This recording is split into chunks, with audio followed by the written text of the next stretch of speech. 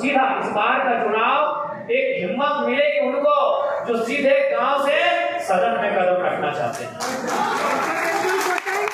आज ये बेचारी की लड़ाई है, एक बेचारी की लड़ाई है, ये अधिकार की लड़ाई है। अभी रास्ते में आ रहे थे, प्रचार के दौरान तो रविंद्र पांडे जी के सुपुत्र विक्रम पांडे जी मिल गए, वो भी प्रचार के लिए आए थे, हम भी प्रचार के लिए गए।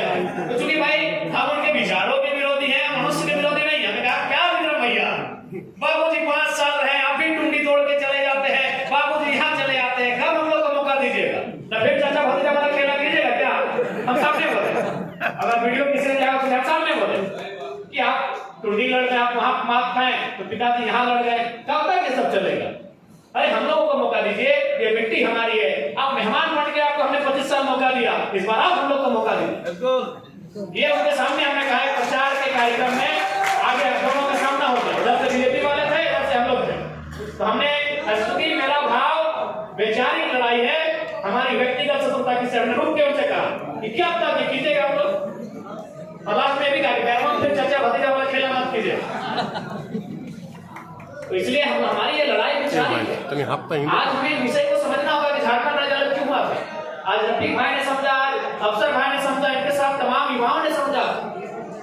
और मैं आश्वस्त करना चाहूंगा क्योंकि आज ये विशेषकर, हालांकि सभी संगठन, विभिन्न संगठनों के लोग आए हैं, लेकिन विशेषकर जो कांग्रेस पार्टी से अल्पसंख्यक समुदाय के लोग आए हैं छोड़कर, तो मैं उनके लिए स्पष्ट कहना चाहूंगा, हम लोग सामाजिक न्याय के पक्षधर हैं। और सामाजिक न्याय का मतलब ही होता है हर एक वर्ग, हर एक तबके को उनके अनुपात में हिस्सेदारी देना। और हम लोग इस कार्य को लेकर कभी पीछे नहीं हटे हैं। आज जेएलके में एक ऐसी पार्टी है जिसने पूरे झारखंड में 6 अल्पसंख्यक समुदाय से बिलोंग करने वाले कैंडिडेट्स को चुनाव के मैदान में उतारा। चाहे वह जनाब रुस्तम अंसारी हो, एक प्रभावशाली नेता, ऐसा नहीं कि हमने किसी एक प्रभावशाली नेता, चाहे डॉक्टर सलीम अंसारी हो या कोई अन्य हो, तो निसंदेह आप उसके लिए निश्चिंत रहें। चाहे कोई वर्ग, कोई समुदाय रहे, जेएलके की पार्टी सबका सम्मान आदर करेगी। और उनसे कहीं महत्वपूर्ण, जब बैरमो फतह करेगी तो याद रखिएगा, जिस प्रकार से यहाँ के वर्तमान विधायक जब उनको वोट चाहिए तो हर एक समाज से वोट की अपील करते हैं, चाहे वो अल्पसंख्यक समाज हो, स्वर्ण समाज हो, आदिवासी समाज हो, दलित समाज हो, पिछड़े वर्ग हो, सभी से वो वोट देते हैं। लेकिन जब डीओ की बात आती है, ट्रांसपोर्ट की बात आती है, आउटसोर्सिंग की बात आती है, तो केवल और केवल अपने गोतिया भयात को रखने का काम करते हैं। इस प्रथा को भी हम दूर करेंगे। क्योंकि मैंने पहले ही कहा है कि मैं झारखंड को एक एग्रेसिव रोल में चलाना पसंद करूंगा। यदि बैरमो अगर कोयले के लिए जाना जाता है और ये कोयले की तकदीर में लिखा है कि वहाँ प्रत्येक दिन 1000 गाड़ियों में कोयला ढोया जाएगा, क्योंकि कोयला ढोना भारत देश को संपन्न करेगा, तो हम लोग कोयले के खनन के खिलाफ नहीं है। लेकिन जो 1000 गाड़ियां निकलेंगी वो एक परिवार की नहीं, 1000 लोगों की निकलेंगी। हम सामाजिक न्याय के पक्षधर हैं, आर्थिक न्याय के पक्षधर हैं। और मेरा मानना है कि आज अगर देश में, राज्य में गरीबी है, तो गरीबी के कारण कुछ लोग बहुत ज्यादा अमीर हैं, इसीलिए हम गरीब हैं, दूसरा कोई कारण नहीं है। बाकी मैं, क्योंकि आज मीडिया के माध्यम से मैं देश, दुनिया तक, भारत तक ये संदेश देना चाहूंगा कि गरीबी का कारण दाएं बाएं नहीं, गरीबी का कारण कुछ ब्यूरोक्रेट्स, कुछ मिनिस्टर्स, कुछ कॉर्पोरेट्स जो जरूरत से ज्यादा अमीर हैं, जिनकी पर डे की इनकम 1 लाख, 2 लाख, 1.25 लाख है, और गरीब आदमी जिनकी इनकम 100-200 नहीं है, वही लोग कारण है। इसलिए अगर हम आते हैं तो अगर यहाँ 1000 गाड़ियों की ट्रांसपोर्टिंग होगी तो मैं प्रयास करूंगा वो 1000 गाड़ी 1000 परिवार की होगी। आर्थिक समानता, सामाजिक समानता और राजनीतिक समानता के लिए मैं आया हूं और मैं अपने विचारों में अड़िग हूं। इस बात से आपको आश्वस्त करना चाहता हूं। इसलिए आप सभी से अनुरोध है, इस बार आप अपना आशीर्वाद, अपनी दुआ देने का कार्य कीजिएगा। निसंदेह बदलेगा बैरमो, बदलेगा झारखंड।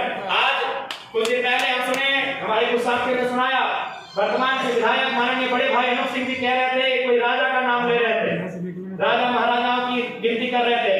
तो मैं विशेष संदेश उनको दूंगा कि आप हमें इतिहास में किसी एक राजा का नाम बताइए जिसने अगर कहा हो कि धनबाद से बोकारो तक मेरी सीमा हो और वो धनबाद से बोकारो तक भ्रमण किया हो। लेकिन मैं इतिहास में नहीं, वर्तमान की अगर बात करेंगे तो मैं हजारों नहीं लाखों किसान इतिहास बता दूंगा, जिन्होंने कहा है कि अगर मेरा 60 एकड़ का जमीन है तो 60 एकड़ तक वो हाथ लेकर चलेंगे। इतिहास किसानों का दोस्तों, राजाओं के इतिहास नहीं है उससे।